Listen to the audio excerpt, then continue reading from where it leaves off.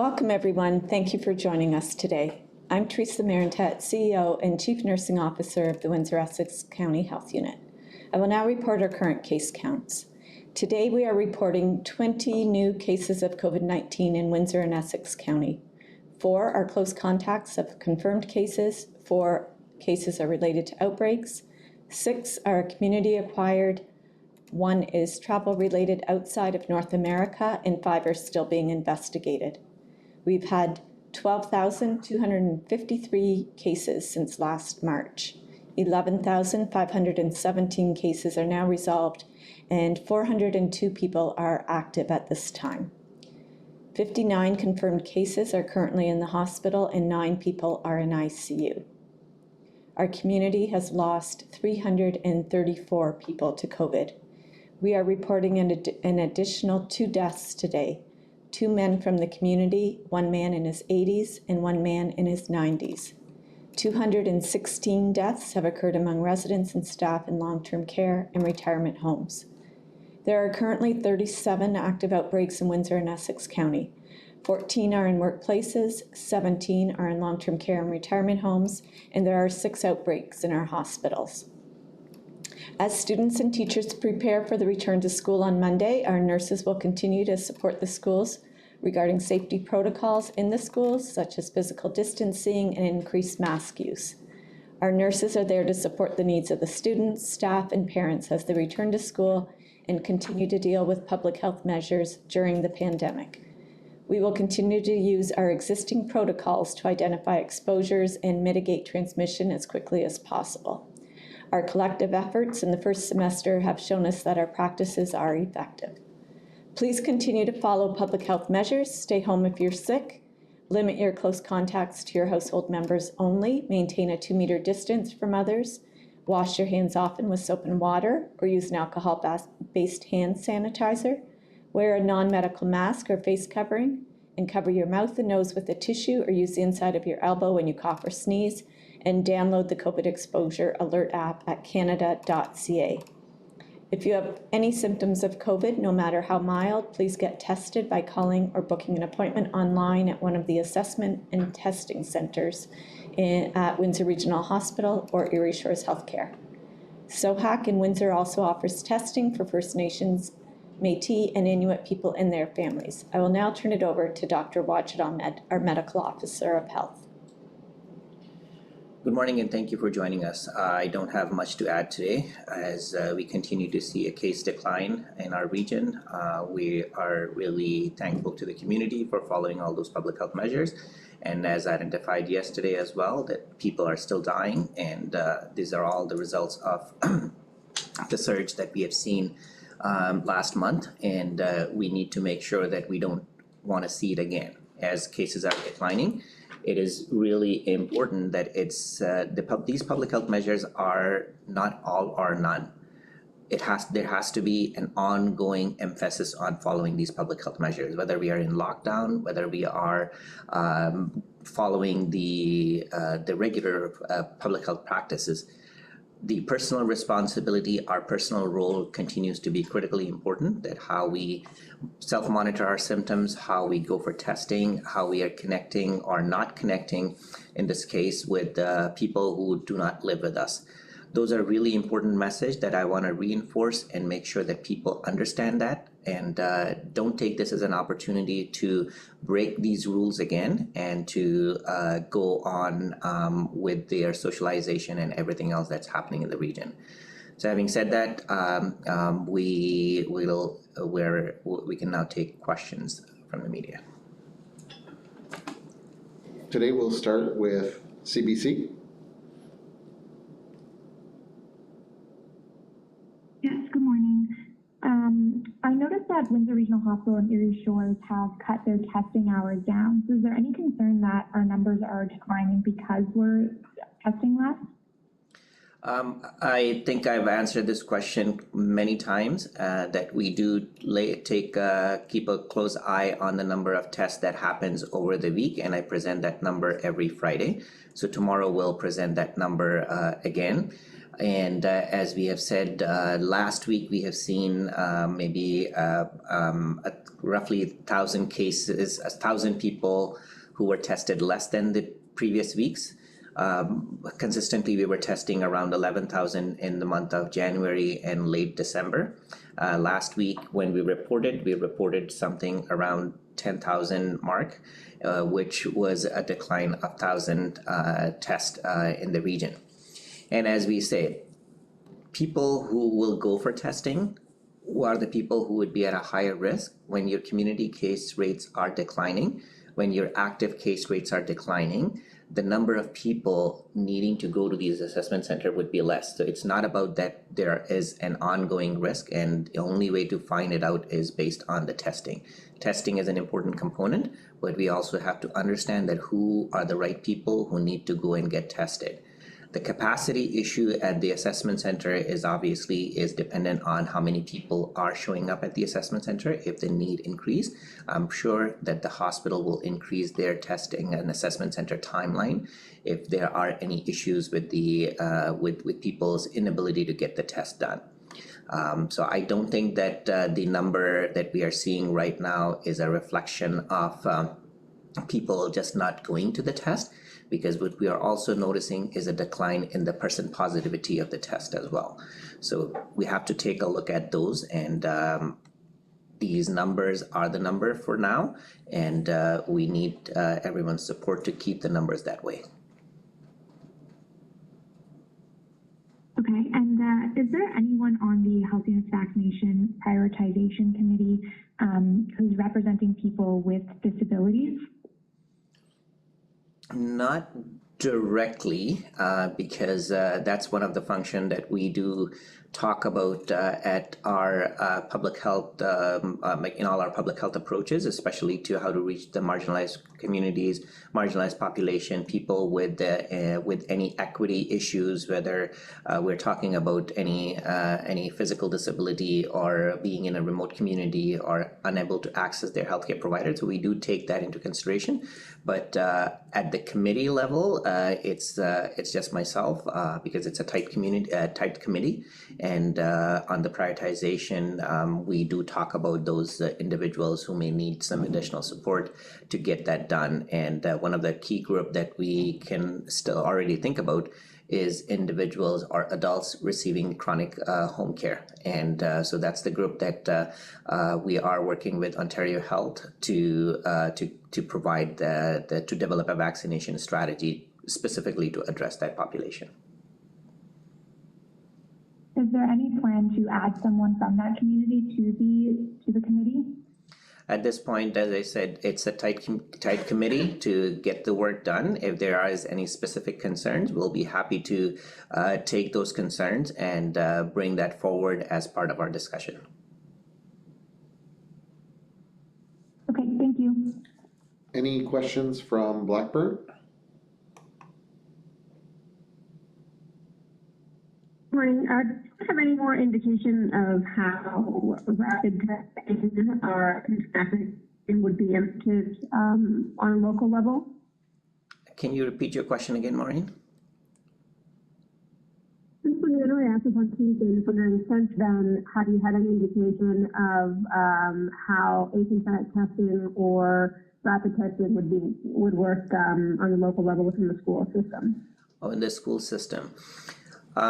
Yeah, so those conversations are ongoing. When we are talking about these rapid testing, I think the broader provincial strategy, as we heard from the Ministry of Education and others, are more targeted to ensure that the health units and the region have the ability to tap into some of these resources, which we already had experienced with our school outbreak in November, and working with Windsor Regional Hospital and ensuring that we are able to test the entire school as we plan to, given the extent of the outbreak. And we were able to do that. Some communities don't have the option, or some communities don't have the system in place to do it. So the purpose to make it available provincial wide, that's the goal. But having said that, there are other provincial supports, as we heard, that will be available through a third-party service providers to do the rapid testing in similar situations to do some case finding or to expand the outbreak investigation. So that's the details so far, and it wouldn't change a lot for us locally. We will continue to, and we have done that in the past as well. When we needed the testing, we worked with our hospital partners as well as using our school nurses team to identify these individuals for testing and to make sure that they get tested. Thank you. Any questions from the Windsor Star? Yes, good morning, Doctor. Good morning, Teresa. Can you give us an update on the vaccination for the second round of doses with long-term care and retirement homes? So I didn't look at the numbers today, but we are doing more retirement homes today, and I believe we were at 11 at the end of day yesterday, and these are only second doses.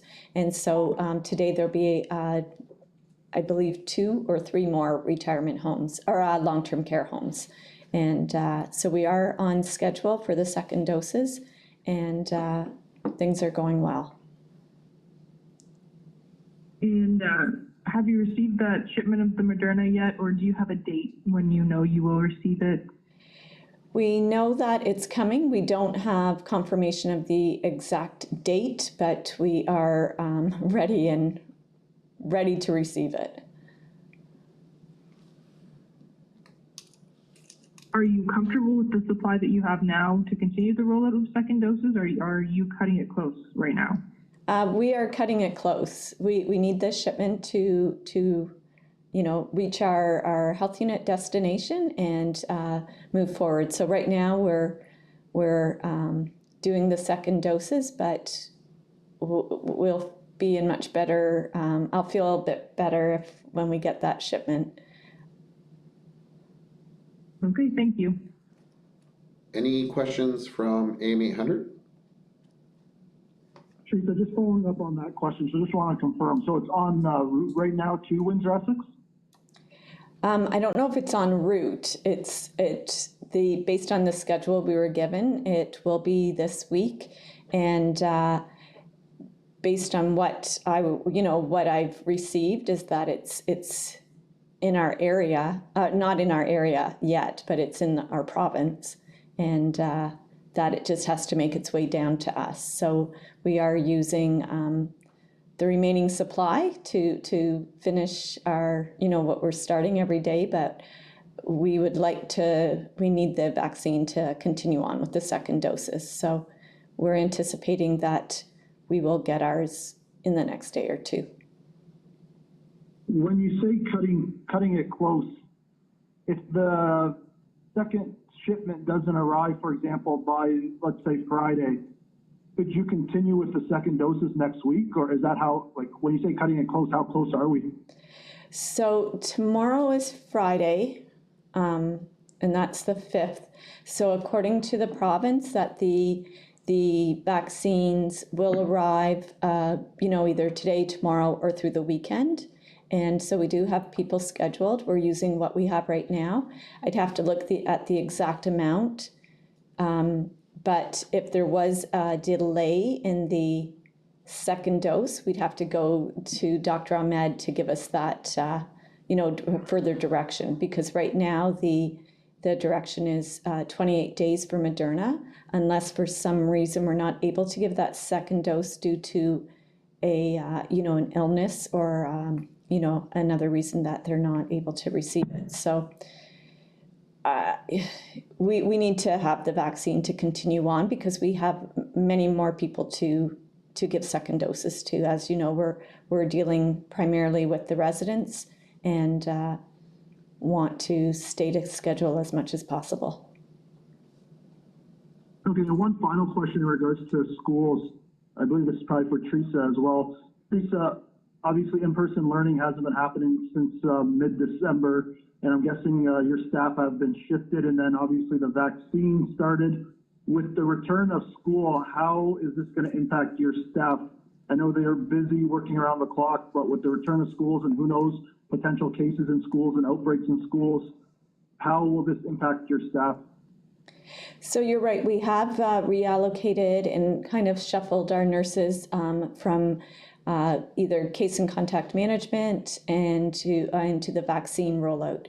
So we do have groups of nurses that are very specific to the vaccine rollout, and we have used some of the school nurses to help support that. So as the schools reopen, people will be redeployed back to supporting the schools.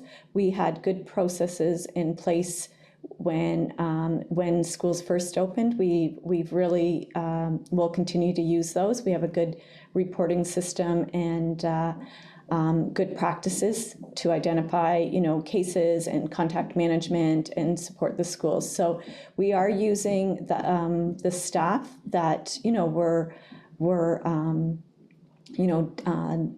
assigned to the schools, and in addition, our health unit has we've been hiring some additional nurses to assist with the vaccine rollout. So everything's kind of happening at the same time, but with our lower numbers, with case and contact management, people have been able to be helping in other areas. So we seem to be in a good position right now with schools reopening and supporting the schools. Thank you. Any questions from CTV? Yes, good morning. Yesterday, Premier Doug Ford said there might be an announcement on Monday about reopening the economy for most areas next week, with hot zones a week after. So should Windsor-Essex finally be rid of its hot zone status and able to start reopening? So I think that's a good question that we haven't really looked at in terms of what the consultation, or if there is any consultation that's linked to it. And I've mentioned with respect to our data, our 7-day daily case average is somewhere around between 50 and 60. And when we're talking about the case per 100,000 population weekly case rate, it's somewhere around between, I believe, close to 80. I don't have the exact number in my head right now. So looking at those numbers, we do have a high number of cases compared to where we like to see in the green or in the yellow zone. So we are in the red zone anyways, if not the gray lockdown zone. So we have to look at all these data very carefully to see what the province is trying to accomplish. What would happen if the emergency order is lifted or the stay-at-home order is lifted, where we would go back to? Would it be just back to the gray lockdown zone again, or whether it would be in the red zone? We'll have to look at the local situation, and we'll have to see that how we can continue to keep our community safe and how we can keep our community transmission low. So I think those are some of the discussion that we'd like to have with the province if there is any opportunity, but I haven't had that discussion yet with the province at this time. Okay, thank you. Any further questions from CBC? Yes. Is the health unit still providing data on workers testing positive in the agricultural sector? I don't understand your question. We provide testing, we follow up with everyone who is tested positive. And if your question is about the data on these test results and follow up, that happens all the time. Like, this is nothing new. No, sorry, I meant on the website providing kind of that breakdown just of workers that are testing positive in the agricultural sector. I'm just wondering, as more workers are arriving, if you guys can provide more of that breakdown, I guess, as they're coming into the region, of how many workers are testing positive. We can add that information, but I can tell you at this time the current active cases in the agri-farm sector is very low. It's I think it's less than 20, I believe. But we can add that information for our tomorrow's discussion with the EPI summary. Okay, thank you. And is there a number that you have on hand right now of how many are isolating in the agri-farm sector? The number of people who are isolating, I think that's high, which would be range between 70 and to 80 people, if I remember. No, it's more than that. I thought it was lower, but It's lower, but yeah. Well, so while we're talking, I think Teresa can look at that number if we can find, but not then. I'll share that epi summary tomorrow, but.